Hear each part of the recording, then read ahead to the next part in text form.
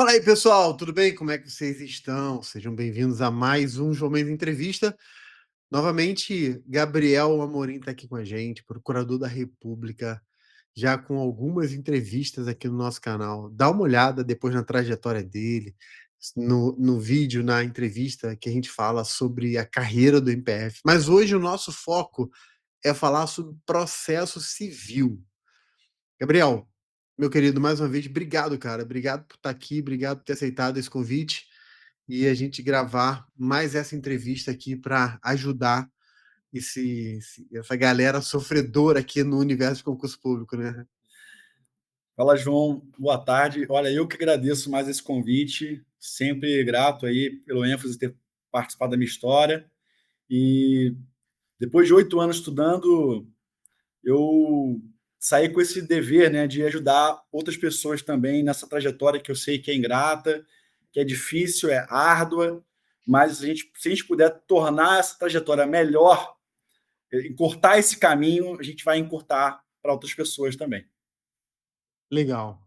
Cara, vamos lá. Vamos começar direto, assim, né? Começar a 100 por hora. Processo civil para carreiras jurídicas. Eu quero transitar a nossa conversa aqui de forma objetiva dentro de dois grandes pontos, ou dois grandes eixos. O primeiro eixo seria como estudar processo civil, e o segundo eixo, o que estudar em processo civil. Uhum. Vamos começar pelo o que estudar. É, quais são os temas de processo civil que você considera mais importantes? Eu vou fazer várias perguntas para deixar à vontade, tá? Os temas que você considera mais importantes para as carreiras jurídicas, no plural, aí eu estou olhando para todas, estou falando de MP, magistraturas, seja federal, estadual, e se você conseguir, ou o que você sentir à vontade, para especificar, por exemplo, no MPF, que é a sua carreira, ou na magistratura federal, porque eu me lembro que estudando você olhou para a magistratura federal também, enfim. Então, falando como um todo e depois especificando o que você achar que vale a pena especificar. Perfeito. Olha, desde que o Código 2015 foi, né, publicado, que o perfil das questões é o perfil de mais letra de lei. E a jurisprudência, ela cai também, mas no processo civil, a letra da lei tem um peso maior. Então, assim, toda a primeira parte ali do código, do processo de conhecimento em primeira instância, desde partes, litisconsórcio, intervenção de terceiros, saneamento, sentença muito importante, coisa julgada muito importante, os recursos de primeira instância. Então, essa parte toda assim mais inicial, ela cai muito, cai demais, né? Desde a jurisdição, ação, partes, até a sentença e coisa julgada, é bom o candidato ler o código muito e ficar muito atento aos artigos de lei, que é a parte que mais cai. Perfeito, perfeito. E você já até tocou num ponto que eu ia te perguntar, que é o perfil da questão. Então, a gente está olhando para o perfil que é essencialmente letra de lei. Óbvio que, quando você fala isso, o que eu estou entendendo é você ter uma boa base conceitual para entender a lei e ter o conhecimento da jurisprudência para saber, né, para onde os tribunais estão indo, é importante. Mas a essência é a letra de lei. É isso na prova de primeira fase, né? Na Primeira prova fase, objetiva. perfeito, perfeito. Então, eu diria, João, que na objetiva a gente tem uma incidência aí de cerca de 85% de letra de lei, e o resto é um pouco mais de jurisprudência. E em processo civil, eu posso ousar dizer que cai pouco doutrina. E Pô, eu fui até mudando, porque assim, eu sempre fui fã de doutrina, das correntes jurídicas, achava que prova de juiz, Ministério Público, ia cair muita corrente, né? Mas isso é mais segunda fase. Primeira fase é o que o examinador quer saber de você, se você conhece a lei e a jurisprudência recente. Então, nos estudos, eu focaria mais em ler a lei, ler e decorar a lei e ficar atento na jurisprudência. Doutrina é importante, mas na segunda fase. legal, legal, bacana. É, olhando para o MPF, né, já que você é do MPF, quais os pontos, se você tivesse que eleger 3 pontos, assim: "Olha, não, olha, esses 3 pontos aqui", talvez seja uma pergunta cruel, porque às vezes eleger 3 é meio difícil, né, mas se você conseguisse eleger 3, quais seriam? Para o MPF, Para a primeira fase, primeira fase, isso. essas matérias todas que eu falei, para o MPF, isso vale, mas particularmente para o MPF, eu focaria um pouquinho mais em processo coletivo. Tá. Às vezes não cai tanto quanto a gente gostaria, mas é um conhecimento indispensável. Recurso, principalmente apelação grave de instrumento, e aí, não sei, aí o geral, competência. Competência sempre é muito importante para juiz e para MPF, especialmente federal, assim, porque é o dia a dia, é competência. Você tem que saber se é federal ou estadual. Isso é importante. Então, para além daqueles primeiros temas que você falou, você já citou aí, competência, processo coletivo, recursos, né. Já seriam ali 3 temas O que seriam recurso, muito sim, eu relevantes. sempre vejo uma questão de recurso, mais recurso de primeira instância para segunda instância, né? É. É, mas é muito variável o que cai, sabe? É meio aleatório dentro desse universo que eu falei, mas pode dar um foco em competência. Primeiro Uhum. lugar, competência é muito importante. Processo coletivo, se não cair na primeira fase, na segunda vai ter que cair, porque é o que a gente faz. E recurso, diria também, em terceiro lugar, assim, uma Legal, questão vai ter de recurso. legal, legal, bacana. Você falou muito de lei seca, né, e aí, óbvio, a gente está pensando aqui no Código de Processo Civil. Para além do Código de Processo Civil, que ações ou leis você reputa interessante? A gente tem um microsistema de processo coletivo, então para estudar processo coletivo tem que estudar a lei da ação popular, lei da ação civil pública, parte final do Código do Consumidor, a lei de improbidade mudou para caramba, é bom, essa lei é bom ficar bem ligado, o MPF tem uma estima, né, por improbidade administrativa, né, é uma matéria cara ao MPF, então é bom saber muito de improbidade, especialmente da parte processual que mudou bastante. Então, diria que essas leis e a lei de execução fiscal, eu não apostaria para o MPF, mas para a magistratura federal é imprescindível. Na Tá, magistratura federal vai cair uma questão de execução fiscal sem sombra de dúvidas. Sem legal. sombra de dúvidas. Quando a gente olha para algumas matérias, e compara essa matéria com a área federal com a área estadual, a gente vê alguns temas que são muito marcantes. Por exemplo, penal. Quando você olha para penal para a área federal e penal para a área estadual, a gente consegue identificar nos crimes em espécie ali, obviamente, uma direção mais para um, para outro. É, civil, a mesma coisa, por exemplo, família e sucessões na área estadual, óbvio, tem um peso, uma relevância que não faz sentido ter na área federal, né? Dentro de processo civil, você pode ter ou não, aí a pergunta é aberta mesmo. Você consegue identificar dentro de processo civil alguma coisa que seja digno de nota ou as diferenças entre a área federal e estadual não são tão relevantes? Não, claro que tem. A gente tem a questão da competência federal, É, que é muito particular, tem jurisprudência para caramba. Então, isso. O que o examinador, tanto da magistratura federal quanto do MPF, mais da magistratura, ele vai exigir do candidato é que ele saiba o que é da federal.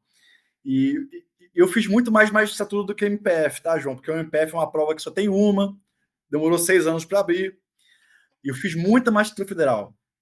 E eu via candidatos que estavam migrando da estadual para federal. Muitos né, arrebentavam na prova porque eram aventureiros, sabe? Então, o examinador ele vai colocar questões para pegar o aventureiro. Ele não quer que o sujeito que se dedicou a vida inteira para a estadual passa, né, por sorte na federal. Ele quer alguém que foca na federal e que quer federal. Então, a competência é esse filtro. Tem que focar muito em competência. tá, Outra. E algumas peculiaridades, né? Eu citaria aqui a intervenção anômala, que é uma outra forma de intervenção de terceiros por causa de interesse econômico. que é previsto para a União, para as pessoas jurídicas de direito público, que é uma lei para a União, os estados também têm aplicado, mas é mais para a União. Tem a lei da Justiça Federal, com algumas regras específicas de custas, isenção de custas, que é da Justiça Federal. Então, numa prova de sentença, você vai isentar de custas a entidade federal com base nessa lei específica. Eu esqueci o número da lei, mas tem uma lei que é 5.000 alguma coisa.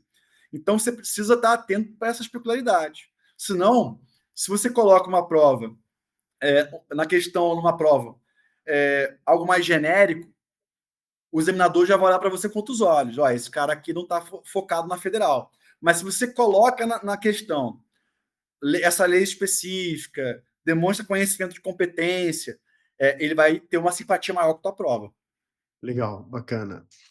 Eh, então o primeiro eixo, que era o que estudar, a gente atacou aqui. O segundo eixo, que é como estudar, em parte você até já deu um primeiro ponto, né, que o foco na lei seca, né. Alguma sugestão a mais sobre método de estudo em processo civil? Eu sei que termina falando método para processo civil, termina sendo abrangendo tudo, mas olhando para processo civil, o que que faz sentido para você como método de estudo? Olha, em primeiro lugar, vai na prova objetiva fazer muitas questões diariamente. E como é letra de lei, quando você estiver revisando o teu material, a matéria, sempre leia leis. Não adianta você ler o conceito de jurisdição e não ler o capítulo inicial lá do código. Então, você tem que sempre estar voltando na lei. E essa prática de fazer questões todo dia, fazer questões à exaustão, ela vai desbloqueando uma habilidade fundamental para o concurseiro, que além dessa malícia de fazer a questão, ela vai abrindo os olhos do concurseiro para uma leitura mais eficiente da lei. Porque você bate o olho na lei e você rapidamente identifica o artigo, o dispositivo que tem cara de prova e aquele que não tem cara de prova. Então, exemplo, né? Você tem um dispositivo que cria uma obrigação, que cria um dever jurídico. Esse tem cara de prova, um exemplo. Mas tem vários tipos de exemplos de artigos com cara de prova. Você só vai desenvolver essa habilidade fazendo questão. Aí você faz a questão, a exaustão e lê a lei. E você vai sabendo filtrar. Depois de um tempo, João, que você está lendo a lei, você vai marcar no teu vadimeco o que tem cara de prova e você não vai marcar o que não tem cara de prova. E aí, na segunda leitura da lei, você já vai ler só o que tem cara de prova. Então, se eu demorei aí, sei lá, uma semana para ler o Código de Processo Civil, na minha segunda leitura, eu tenho que demorar 3, 4 dias. Na terceira, vou levar 2 dias. Então, você vai otimizando o seu estudo, identificando aquilo que tem mais afeição da tua prova, que pode Hum, também variar a depender da prova. Né? Uma prova de magistratura vai cobrar muita competência. Uma prova de juiz, pode ser de Ministério Público, fica mais atento num recurso, numa ação civil pública. perfeito, perfeito. Você está falando, eu estou me lembrando se eu não me engano, foi o Daniel Kahneman, naquele livro Rápido e Devagar, que é um livro famoso, enfim, ele cita o exemplo de um bombeiro para mostrar como o nosso cérebro funciona, né. Ele cita o exemplo de um bombeiro que está ali, entrou num prédio pegando fogo, está ali para resgatar as pessoas, e aí, de repente, ele ouve um crack. E aí ele sabe que o prédio vai cair e ele sai correndo segundos antes do prédio cair.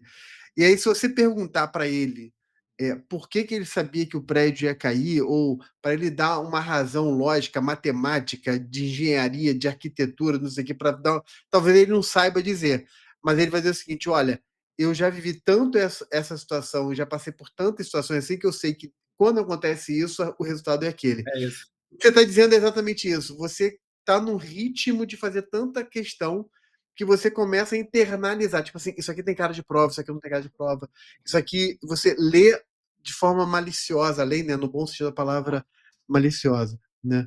É, legal. Então, assim, se eu tivesse que sintetizar em 2 pontos aqui o que se falou, em termos de método, repetição exaustiva da lei e que fazer questões, né? Fazer muitas questões e ir marcando na lei seca, aqueles pontos que você sabe que são os pontos de maior cobrança, Não, né? João, quando eu estava estudando, eu fazia lá a prova, e aí eu, na hora de corrigir o simulado, eu via duas coisas.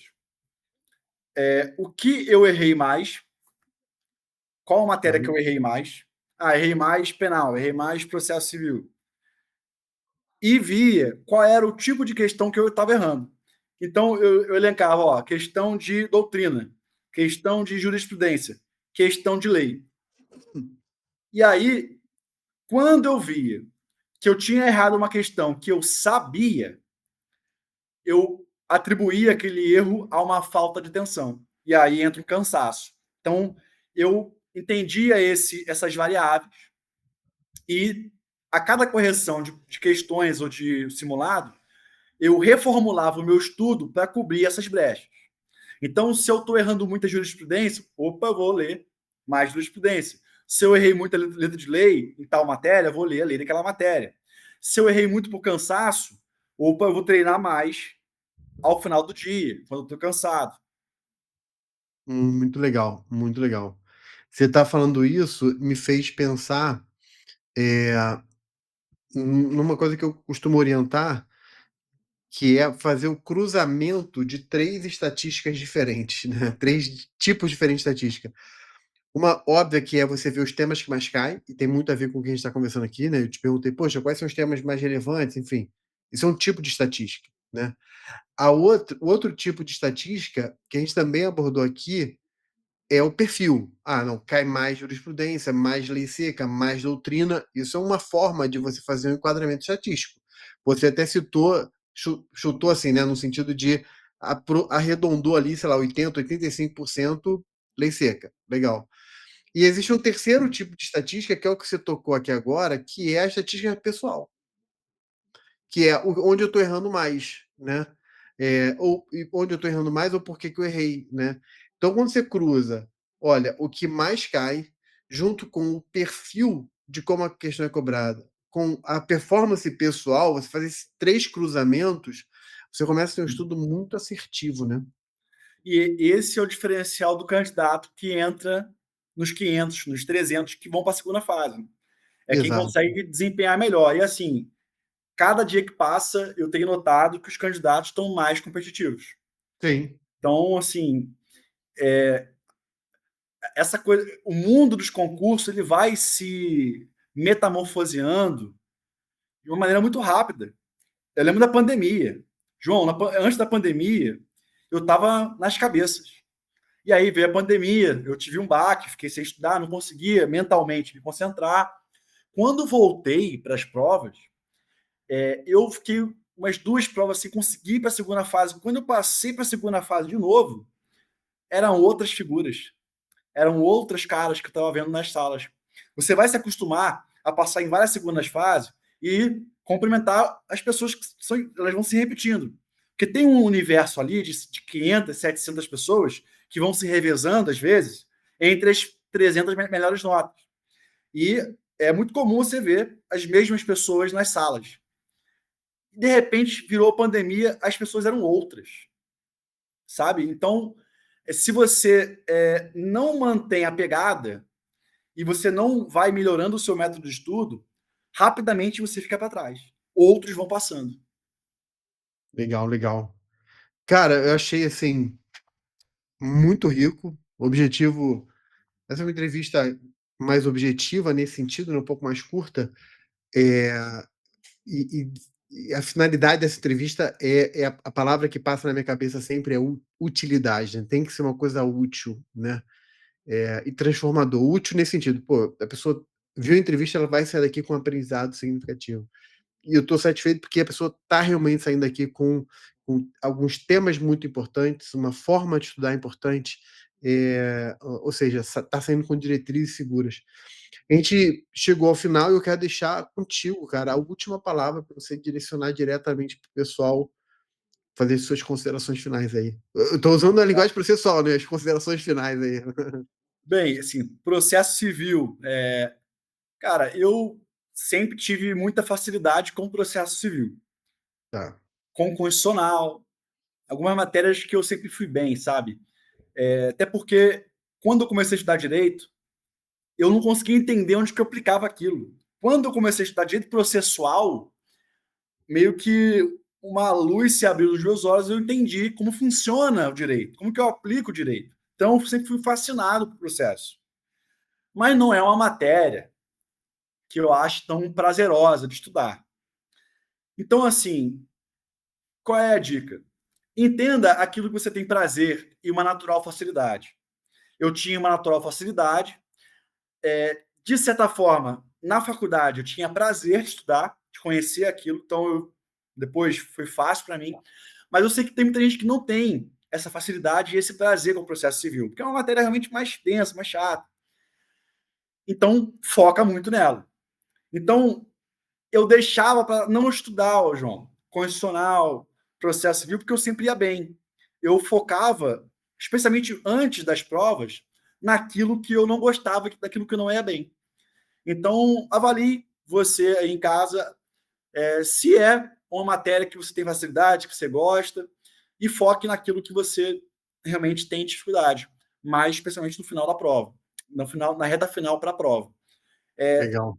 Otimizar o tempo, né? Ele é Hum. escasso, tem que saber valorizar o tempo que você tem. É, exatamente. Só um comentário final, você falou aqui da questão do prazer em processo penal, processo civil. Na faculdade, eu fiz faculdade bem antes de você. Cara, eu gostava de processo, cara. Eu gostava de. Na minha época, TGP era o livro da Ada Pellegrini, né? Tipo assim, aquele É, clássico, né? Enfim. Em processo penal, como eu também sou do Rio de Janeiro, você tinha ali o Afrânio Silva Jardim, né, é, cara? Que era assim, pô, muito legal, meio diferentão, né? Tanto de pessoa quanto até de doutrina, figura. mas, cara, eu adorava o processo, né? Enfim, legal. Cara, obrigado demais aí pela entrevista, pelas observações, as diretrizes que você passou para a galera. E é isso, galera. Não esquece dos 36, comentar, curtir, compartilhar. E tamo junto. Se inscreve aí no canal, manda para muita gente. E até a próxima. Valeu, pessoal. Tchau, tchau.